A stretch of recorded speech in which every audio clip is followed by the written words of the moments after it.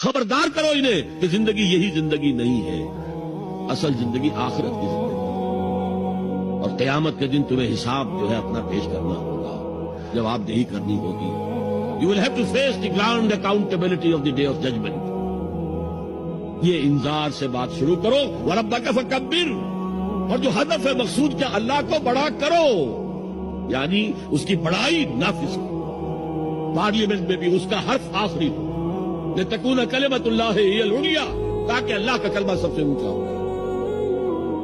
یہ نہیں کہ صاحب ہمارے 60% لوگوں نے یہ رائے دے دی، بس اب ہم نہیں جانتے کہ قرآن میں کیا ہے یا کسی اور آسمانی ہدایت میں کیا ہے، تورات میں کیا ہے، انجیل میں کیا، ہم نہیں جانتے.